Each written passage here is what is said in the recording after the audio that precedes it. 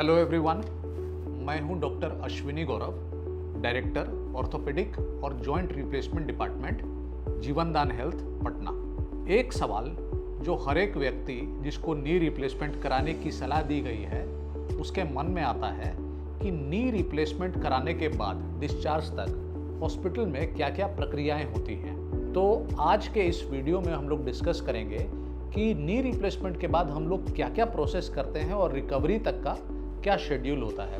और मैं आशा करता हूं कि ये आपकी एंग्जाइटी को और आपको कम करेगा और डेफिनेटली आपको इसको सर्जरी के लिए बेहतर प्रिपेयर करेगा।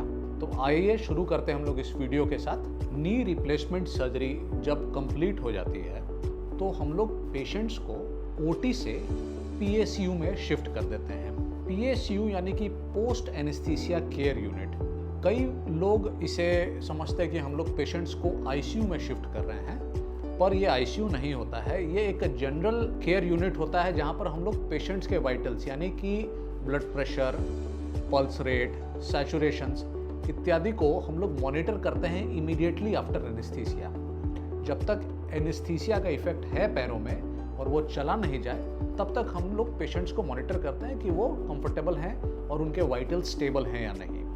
तो जब पीएसयू में शिफ्ट करते हैं हम लोग पेशेंट्स को, तो जो नर्सिंग स्टाफ होता है उन्हें पहले से इंस्ट्रक्शन दी जाती है कि किस तरीके से पेशेंट को पोजीशन करना है बेड में, पैर को एलिवेट करके रखना है। उसके बाद जो पीएसयू के जो नर्सिंग स्टाफ होते हैं वो करीब 6 से 8 घंटे पेशेंट को मॉनिटर करते हैं उनके वाइटल्स के लिए, कोई उन्हें कंप्लेन तो नहीं हो रहा है, उनका जो ड्रेसिंग है, जो पैर है उसमें एक्टिविटी वापस टाइमली आ रही है, कोई सोकेज वगैरह तो नहीं हो रहा है, और साथ ही साथ जो दवाइयाँ सर्जरी के बाद चलनी हैं उसको भी शुरू कर दी जाती है। ये मुख्यतः एंटीबायोटिक और पेन के लिए मेडिकेशन होती है। क्योंकि हम लोग अपने पेशेंट्स को जिनको नी रिप्लेसमेंट करते हैं उनके पेन मैनेजमेंट में काफ़ी एफर्ट देते हैं। हमारे पेशेंट्स को हमारा टारगेट रहता है कि कोई भी तकलीफ आफ्टर सर्जरी नहीं हो। तो इसके लिए pain medication right from OT शुरू होता है जो कि अगले 4 दिनों तक चलता है। एक बार जब 6 घंटे के बाद पेशेंट का एनपीओ ब्रेक किया जाता है तो फिर उन्हें हम लोग नॉर्मल डाइट पे शिफ्ट करते हैं और मुंह के द्वारा खाना और पानी देना शुरू कर देते हैं। जैसे ही पेशेंट्स खुद पानी पीना शुरू करते हैं तो जो आईवी फ्लूइड चल रहे हैं उसके ऊपर से डिपेंडेंसी उनकी हट जाती है और वो सारी रिक्वायरमेंट अपने शरीर की खुद अपने पानी पीकर कंप्लीट करते हैं। अगले दिन सुबह पेशेंट को हम लोग एक्सरेज कराते हुए उनके रूम में शिफ्ट कर देते हैं।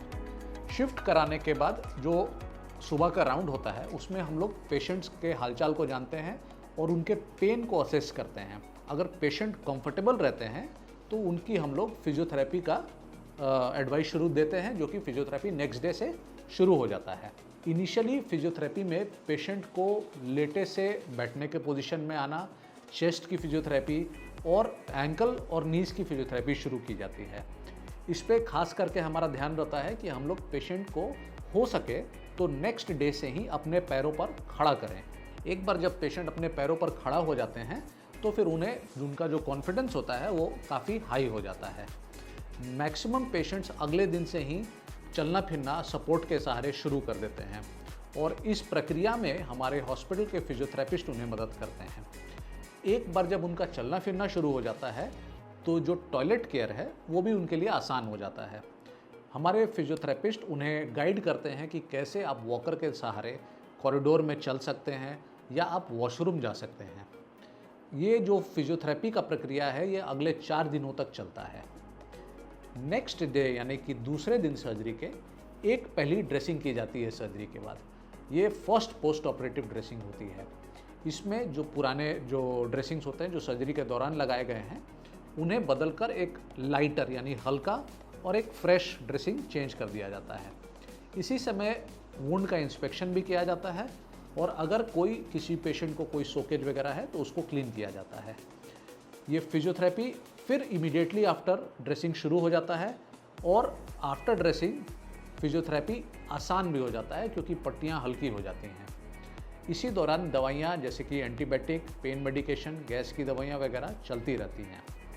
ये जो फिजियोथेरेपी और ड्रेसिंग का सेशन है ये 2 दिन और चलता है, और पोस्ट ऑपरेटिव 4th डे पे उस दिन हम लोग एक सेकेंड ड्रेसिंग करते हैं, और उसके बाद हम लोग पेशेंट को फिट मानते हैं कि वो घर जाने लायक हो चुका है।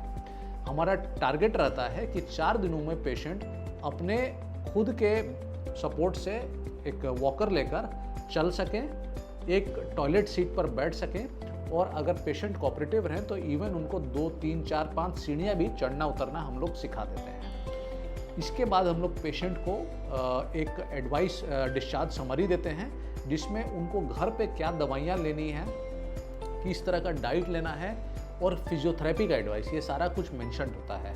और उन्हें अपने नेक्स्ट यानी कि 14th डे ऑफ सर्जरी पे, जिस दिन स्टेपल्स ऑफ होगा, उस दिन के लिए बुलाते हैं।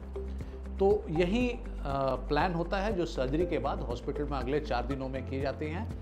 आई होप कि ये इन्फॉर्मेशन आपके लिए यूज़फुल हो और आप इससे जानकारी को जानकर अपने आप को ज़्यादा बेहतर तरीके से प्रिपेयर कर सकें। तो हम लोग किसी और दिन मिलेंगे किसी और वीडियो के साथ। तब तक के लिए आप लोग अपना ख्याल रखें, खुश रहें। नमस्कार।